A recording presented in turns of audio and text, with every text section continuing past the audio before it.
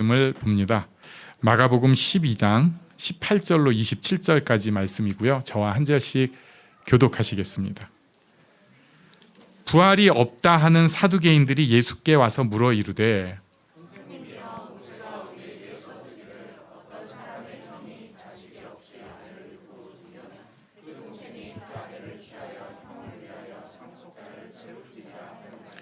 칠 형제가 있었는데 마지가 아내를 취하였다가 상속자가 없이 죽고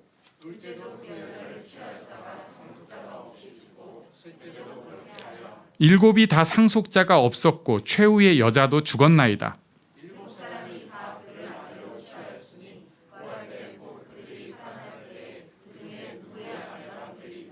예수께서 이르시되 너희가 성경도 하나님의 능력도 알지 못함으로 오해함이 아니냐.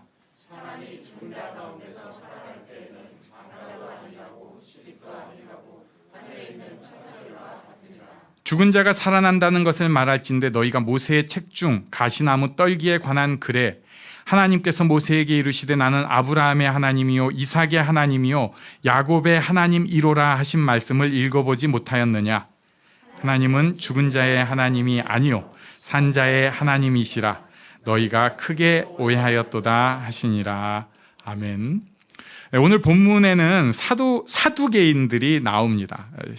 18절 보면은 부활이 없다 하는 사두개인들이 예수께 와서 물어 이르되 그들에 대한 설명을 간략하게 하는데 그게 부활이 없다 하는 사두개인이라고 나옵니다. 또 생각을 해보면은 지금 예수님께서는 당대의 유력한 세력들을 다 만나고 계셔요. 오늘은 사두개인들이고요. 지난주에는 헤롯 당원들, 또 바리새인들, 또 그 지난주에는 대제사장과 그 보낸 무리들 다 만나고 있습니다. 오늘 나온 이 사두개인들은 사독의 후예들이 그 어원입니다. 그래서 다윗 때 제사장인 사독의 후예라고 하고요. 그 다음에 이제 모세오경을 토라라고 하는데 이 모세오경 토라를 문자 그대로 믿고 사는 사람들입니다. 그래서 이 토라에 없는 종교 사상은 절대로 용납하지 않아요. 모세오경만. 모세오경이 뭐냐면 장세기, 출애굽기, 레위기, 민수기, 신명기까지. 그러니까 그 다음부터는 조금 하위 문서처럼 보는 거예요. 우리는 모든 성경을 고루 봐야 됩니다. 물론 내가 더 은혜 받는 곳이 있지만 모든 성경 하나하나가 우리에게 살아 있어야 돼요. 근데 이 사람들은 아예 노골적으로 찌는 모세오경이지. 또 모세오경 하면 좀 폼이 안 나니까 토라 이래가면서 이제 그것만 따라가는 사람들이에요. 근데 또 웃기는 게 이 기본 사상은 절대 토라만 따라가는데 틀은 굉장히 가변적인 사람들이었습니다. 그러니까 어떤 외국과 좀 우호적인 조약을 맺어야 한다거나 외국이 우리나라를 침입해서 어떤 상황이 생긴다거나 또는 경제적인 이득이 생긴다고 하면은 이 기본 중심은 바꾸지 않는데 나머지는 완전히 다 뜯어 고칠 수 있는 사람들이에요. 굉장히 현실적인 사람들이었습니다. 그래서 이 사람들이 지금도 유대교 사상의 근간이라고 말하는 사람들이 있어요. 유대교 사상의 근간. 이 사람들은 또 완전 현세주의자였습니다. 지금 사실 유대인들이 다수가 그렇다고 하는데 완전 현세주의자예요. 그러니까 죽음 이후의 세계 안 받아들여요. 천사, 부활, 종말 이런 거 안 해요. 딱 완전히 현세적인 사람들입니다. 그러니까 성경을 굉장히 잘 아는 사람 맞아요. 모세오경을 토라를 똑똑한 애들은 다 외웁니다. 이걸.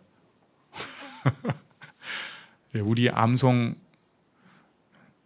저는 좀 창피한데 300절 어렵더라고요. 100절은 좀 쉽게 한 것 같아요. 200절도 괜찮았는데 그 다음부터 이게 인풋과 아웃풋이 헷갈리기 시작해. 물론 그 고비를 뛰어넘어야 되는데 이러면 안 되는데 보니까 1000절 정도 외우는 애들이 꽤 있어요. 어려서부터 열심히 외우면은. 근데 더 넘어가는 애들은 그렇게 많지는 않은 것 같아요. 그래가지고 있는데 제 생각으로 인간의 머리가 요 정도인가 이러는데 이 사람들은 괜히 똑똑한 애들은 토라를 다 둘 줄 외워요. 그러면서 이 토라를 따라서 굉장히 열심히 믿고 살아가는 것 같은데 문제는 자기 관점을 하나를 딱 갖고 나면 나머지는 다 컷이에요. 자기 관점을 딱 갖고 나면 나머지는 다 컷입니다. 다 이거 아니야. 이거 아니야. 네. 그러니까 딱 이런 식인 거예요. 여기가 진짜 아니야. NO. 딱 거절을 하는 거예요.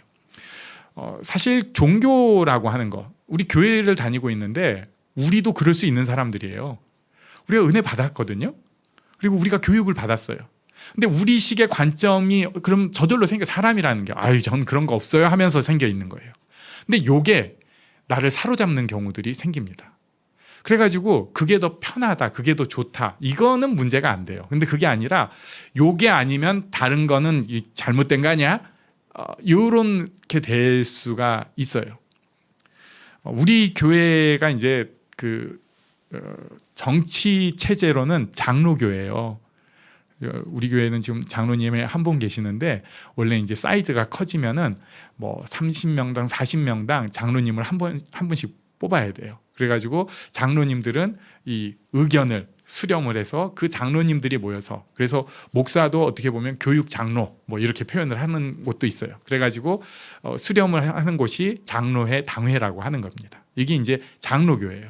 근데 또 다른 특징으로 우리 교회의 특징은 이제 칼빈주의다 이런 얘기를 하는데, 또 덧붙여서 하는 얘기가 개혁주의다라는 얘기를 합니다. 이게 Reformed Church 이렇게 표현을 하는데, 뭐냐면은 그냥 우리가 지금 하고 있는 게 끝이라고 생각을 하지 않는 거예요. 성경과 이 땅의 부딪힘 속에서 옳은 게 있으면 그쪽으로 우리를 바꾸는 게 개혁주의입니다. 이게 좋아, 옛것이 좋은 것이요. 물론 옛것 좋아요. 근데 그 마음을 가지고 있지만 나머지에 대해서는 열려 있고 토론할 수 있고 바꿀 수 있는 게 개혁주의예요.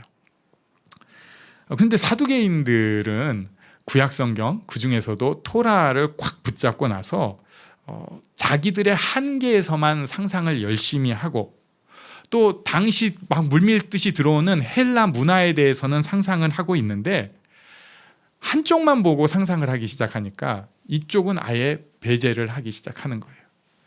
자기들 식으로는 가장 합리적이라고 생각을 하는데 상상의 한계 속에서 항상 빠져 있었던 것입니다.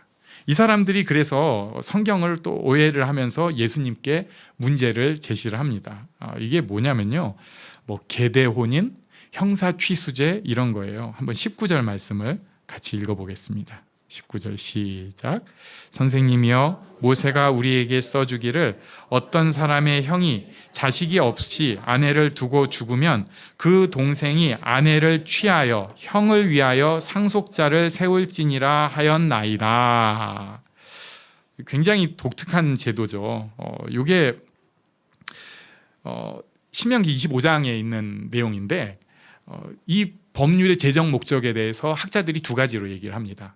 그러니까 첫 번째는 이스라엘 민족 안에서 부가 한쪽으로 너무 쏠리는 것을 막기 위한 경제적인 평등을 위한 제도였다. 이게 한 주장이에요. 뭐냐면은 이제 전쟁이 나고 나면은 과부가 많이 생깁니다. 그럼 이 사람들이 먹고 살아야 되니까 당시 제일 확실한 재산이 땅밖에 없거든요. 땅을 다 파는 거예요.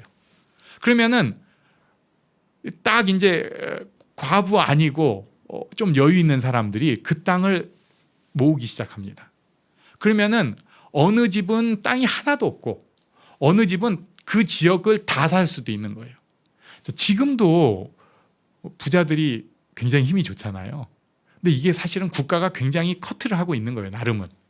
근데 그때 당시에는 부를 가지기 시작하면 이제 사법권 이런 거 다 필요 없어요. 그 지역엔 내가 왕이 되는 거예요.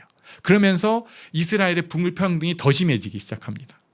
중산층이고 저소득층이고 다 무너지고 이 부자의 종으로만 살게 되는 거예요. 그래가지고 요거를 막기 위한 제도였다.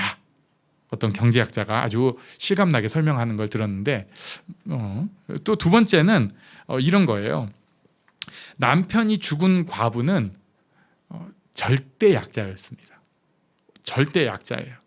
어느 정도 장성한 자녀, 그러니까 상속자가 없다면은 이 여자는 사람 취급을 못 받는 거예요. 그때 당시 상황에서. 자, 그러니까 이 여인들이 생존할 수 있도록 해주는 것이 동생이 형수를 아내로 맞아들여서 상속자를 만들 때까지는 그렇게 해줘야 된다. 그러니까 이 과부의 생존을 위한 것이었다. 이렇게 보는 관점이에요. 저는 뭐 첫 번째가 큰 관점에서는 굉장히 중요하겠지만 두 번째가 훨씬 와닿더라고요. 과부들이 죽지 않게 사람답게 살게 해주는 게, 살아있는 사람답게 살게 해주는 게 이 형사 취수제였다. 그러니까 이 제도는 재난특별법이라고 할 수 있어요. 보통 있는 그런 게 아니라 진짜 재난에 특별한 사고가 생겼을 때 보통 우리가 생각하는 결혼, 가정에서 이 재난특별법으로 이 분들의 가정도 지켜주고 생명도 지켜주자 하는 재난특별법이에요. 그런데 이걸 사두개인들이 뜻 갖고 와가지고 보통의 법처럼 설명을 하면서 문제 제기를 합니다. 게다가 자기들의 그 깔고 있는 사상은 절대 바꾸지 않고 질문을 하는 거예요. 저는 사실 오늘날에 보면은 이 질문이 좀 웃겨지는 게, 아니, 남자는 여자를 여럿 거느려도 되고 여자는 남자를 여럿 거느리면 안 돼요? 같은 거 아닌가요, 이게? 저는 당연히 일부 일처제를 하나님께서 만드신 제도고 그게 가장 옳다고 확신을 하지만은, 아니 뭐 특수 상황에서 일부 다체가 되면 특수 상황에서 일처 다부도 되는 거지. 그걸 갖고 와갖고 막 천국이 있네 없네, 부활이 있네 없네 따지는 거는 사실은 상상력의 빈곤에서 나온 거라고 저는 생각을 해요. 그런데 예수님께서 이들에 대해서 저처럼 좀 감정적인 접근이 아니라 꽉 찍어서 설명을 해주십니다. 24절 말씀을 같이 읽겠습니다. 24절 시작. 예수께서 이르시되 너희가 성경도 하나님의 능력도 알지 못함으로 오해함이 아니냐. 이들이 잘 안다고 생각한 성경을 이들이 잘 모른다는 것을 거기서 찔러주세요. 제가 얘기하면 그냥 욕 같아요. 야, 니들이 성경을 모르잖아. 네가 하나님의 능력을 모르잖아. 근데 예수님은 능력이 있으셔서 그 말씀을 딱 해주실 때 이 사람들이 뻑 했을 거예요. 하나님의 능력 모른다. 오해만 남았다. 네.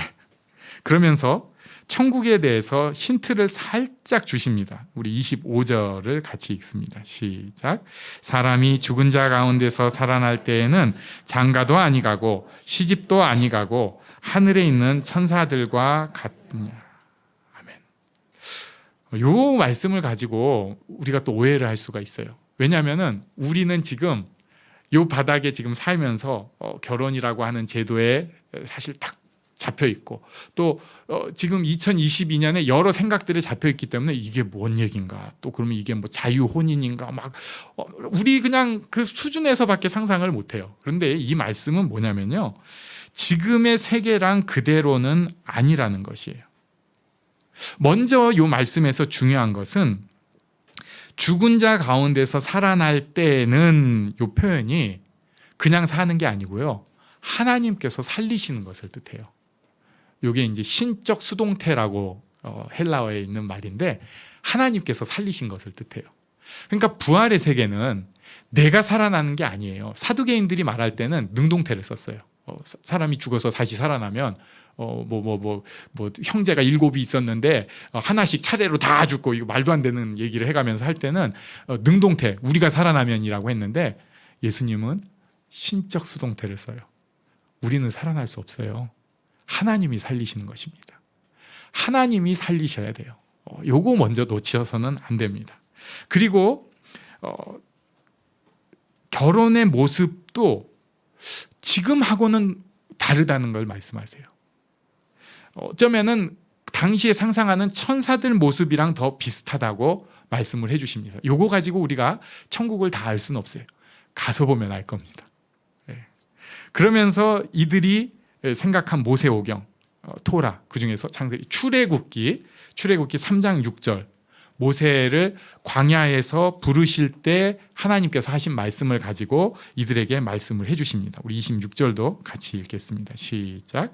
죽은 자가 살아난다는 것을 말할진대 너희가 모세의 책 중 가시나무 떨기에 관한 글에 하나님께서 모세에게 이르시되 나는 아브라함의 하나님이요 이삭의 하나님이요 야곱의 하나님이로라 하신 말씀을 읽어보지 못하였느냐. 아멘.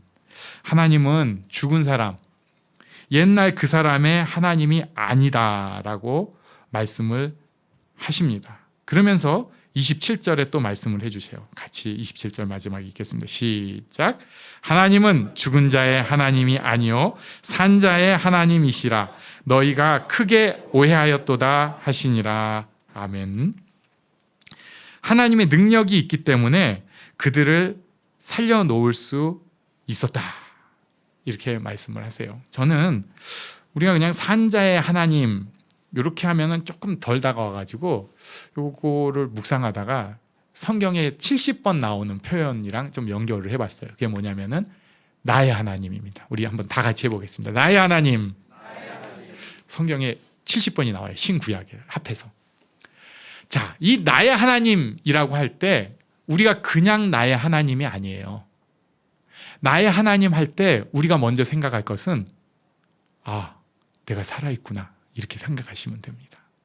너무너무 힘들 때 이 고백을 하세요. 나의 하나님, 내가 살아있구나. 산자의 하나님입니다. 나의 하나님, 산자의 하나님입니다. 또 두 번째 생각할 것은 산자의 하나님이신데 또 살리시는 하나님이에요. 내가 지금 어떤 상황에서 죽은 사람같이 돼 있어요. 못 일어나겠어요. 그러나 하나님은 이런 모든 상황 속에서 살리시는 하나님이세요. 내 영혼 살리십니다. 그리고 내 관계도 하나님께서 원하시는 대로 살리셔요. 내 건강도 하나님께서 원하시는 대로 살리세요. 내 믿음, 이 부족하고 자꾸 두려움 가운데 빠지는 것도 하나님께서 원하시는 대로 살리세요. 나의 하나님 할 때 기억하시기 바랍니다. 산자의 하나님, 살리시는 하나님. 나의 하나님, 산자의 하나님, 살리시는 하나님이세요. 예수님께서 사두개인들에게 이 얘기를 탁 해주신 것입니다. 사두개인들은 우리는 우습게 여기지만 똑똑한 사람들이에요. 그들의 이 정신을 받았다고 하는 유대인들은 우리 많이 듣는 거 있잖아요. 노벨 어쩌고 노벨상이 몇 개고 막 그 다음에 전 세계 경제를 다 잡고 있고 맞아요. 무서운 사람들이고 대단한 사람들일 수 있어요.